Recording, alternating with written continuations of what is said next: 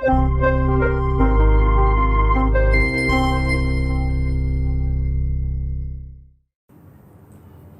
pagi saudara-saudara, anak-anakku yang terkasih di dalam Tuhan Yesus Kristus.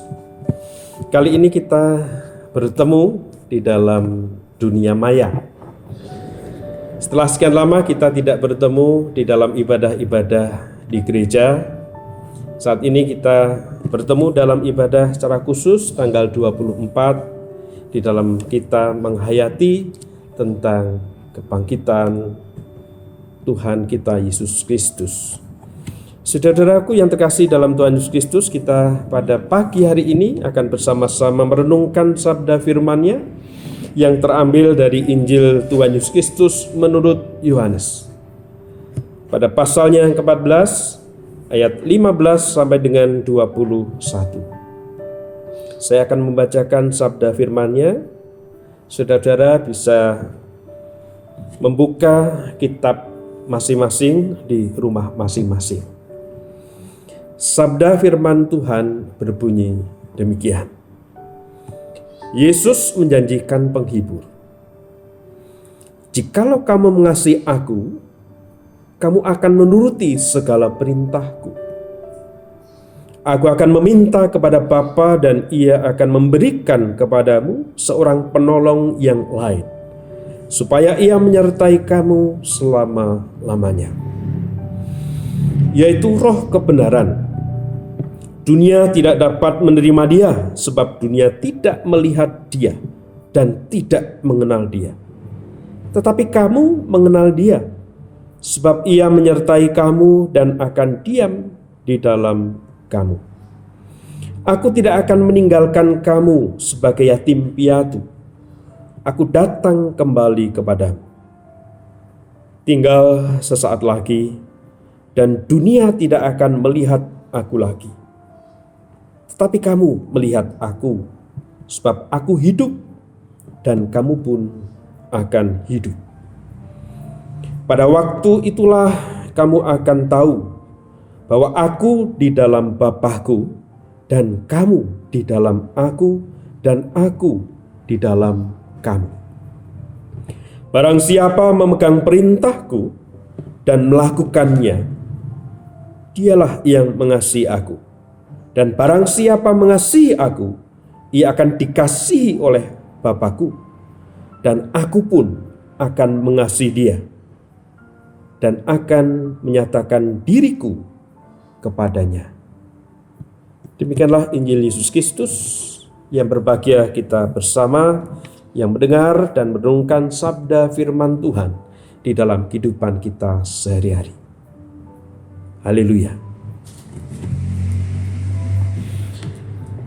Saudaraku yang terkasih di dalam Tuhan Yesus Kristus, saat ini kita akan bersama merenungkan sabda firman-Nya yang akan saya berikan judul Kebaikanku adalah ungkapan kasihku pada Allah.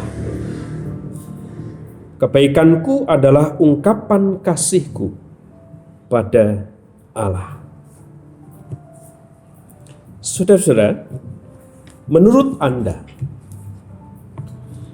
kira-kira siapa yang akan berada di dalam puncak sebuah kesuksesan di dalam hidup ini? Antara orang yang suka berbagi kepada sesama, ataukah orang yang gemar mengambil atau bahkan merampas kepunyaan sesamanya? Siapa kira-kira yang akan mendapatkan puncak sebuah kesuksesan? Antara orang yang berbagi kepada sesamanya, atau justru orang yang mengambil kepunyaan sesamanya? Jawaban menarik muncul dari riset yang dilakukan oleh Adam Grant di dalam bukunya Give and Take. Jika banyak orang mengira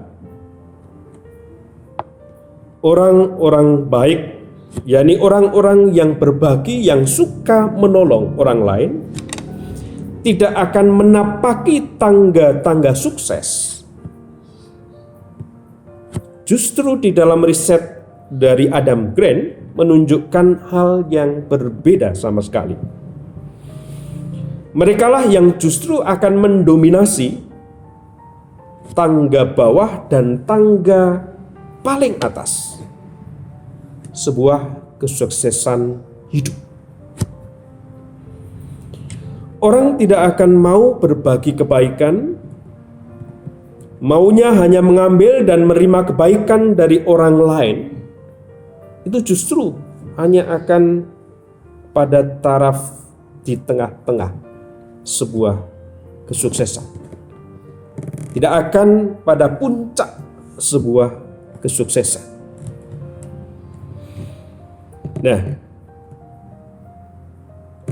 nyata tidak seperti ungkapan yang terdengar. Kalau kita terlalu baik kepada orang lain, kita tidak akan menjadi maju di dalam hidup kita. Sangat berbeda dengan ungkapan itu.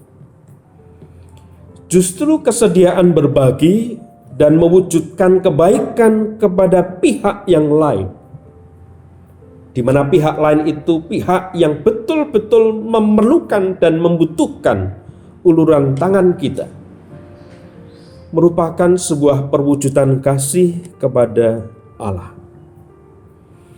Seorang yang mengasihi sesama berarti dia juga mengasihi Allah. Mengasihi Allah berarti juga mengasihi Kristus. Dan mereka yang mengasihi Kristus tidak mungkin tidak disertai oleh Kristus. Orang tersebut akan mendapatkan penyertaan dari Tuhan di dalam segenap kehidupannya yang dia jalani. Ayat yang ke-16. Aku akan meminta kepada Bapa dan ia akan memberikan kepadamu seorang penolong lain, supaya ia menyertai kamu selama-lamanya. Itulah sebabnya Yesus Kristus kemudian memberikan sebuah sabda. Barang siapa mengasihi aku, ia akan dikasihi oleh Bapa-Ku, dan aku akan mengasihi dia. Ayat yang ke-21. Tentu saja saudara-saudara, motif kita untuk berbagi dan mewujudkan sebuah kebaikan bagi mereka yang memerlukan bukan pertama-tama karena kita ingin sebuah kesuksesan. Bukan karena ada motif yang seperti itu. Motif kita bukan motif do at des. Motif ini mengajarkan kepada kita untuk berbuat kebaikan sebanyak-banyaknya agar kita mendapatkan keuntungan yang sebanyak-banyaknya. Do at des. Aku memberi, maka aku menerima.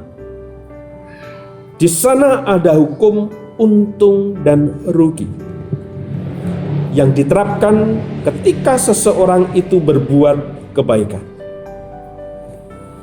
Orang mendasarkan pada motif ini, pada dasarnya dia itu bukan seorang giver, bukan seorang pemberi, tetapi justru ia adalah pengambil. Ia adalah penerima, taker.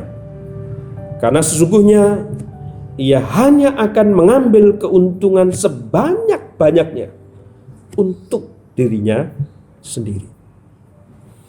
Saudara yang terkasih di dalam Tuhan Yesus Kristus, di dalam relasinya dengan teman-teman, anak-anak kita sejak kecil sudah dilatih untuk berbuat kebaikan, bukan dengan prinsip dagang, keuntungan yang sebanyak-banyaknya.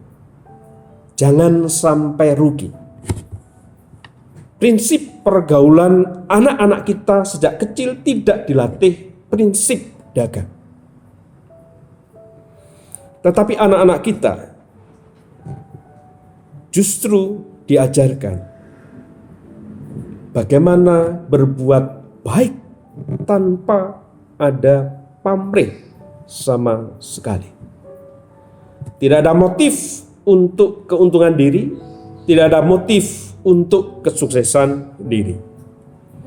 Motif kita berbuat kebaikan adalah motif ungkapan rasa syukur kita kepada Tuhan yang begitu dalam. Karena berkat-Nya telah tercurah, berkat-Nya telah diberikan kepada kita. Kita patut bersyukur karena Allah terlebih dahulu memberikan berkat-berkat-Nya kepada kita. Dan kita menerima kasih yang begitu luar biasanya dari Tuhan atas kehidupan kita. Dan kita bisa menerima, mengambil kasih pemberian Tuhan Allah setiap saat. Oleh karena itu, saudara yang terkasih di dalam Tuhan Yesus Kristus, give and take, atau take and give, menjadi bahasa kesetiaan kita kepada Tuhan dan pelayanan kita kepada sesama. Kebaikan yang kita nyatakan adalah ungkapan kasih kita kepada Allah Bapa yang lebih dulu mengasihi kita dan juga kepada sesama kita. Kita bukan hanya menerima kebaikan, tetapi juga pemberi kebaikan bagi orang lain. Masa-masa COVID ini menjadi tantangan bagi kehidupan kita. Kita mungkin menuntut untuk diberi banyak oleh orang lain atau lembaga lain. Mungkin kita malah justru berebutan. Kenapa sesama tetangga menerima bantuan-bantuan dari desa, bantuan-bantuan dari pemerintah, tetapi aku, keluargaku, tidak. Masa COVID ini adalah juga tantangan bagi kita. Bagaimana kita itu mempunyai kebijaksanaan, mempunyai kasih yang begitu besar. Tuhan tidak akan membiarkan kita kekurangan. Jangan iri, jangan meri, karena berkat Tuhan tercurah atas kehidupan kita. Jikalau bisa, justru bagaimana kita memberi yang terbaik bagi sesama. Tuhan memberkati. Tetap semangat, jangan goyah, tetap ada di rumah, menjaga kesehatan. Badai akan berlalu dari kehidupan kita. Amin. Saudara-saudara, setelah kita menerima sabda firman-Nya, kita akan bersama-sama merenungkan sebuah lagu yang indah, yang berisi tentang bagaimana karya Tuhan atas kehidupan kita. Dan bagaimana kita juga berbalik ingin juga mengasihi Tuhan Allah dengan segenap hati, kekuatan, jiwa kita. Sebuah lagu Seindah Siang disinari terang, jadi inspirasi bagi kehidupan kita minggu hari ini. Selamat mendengarkan, Tuhan memberkati.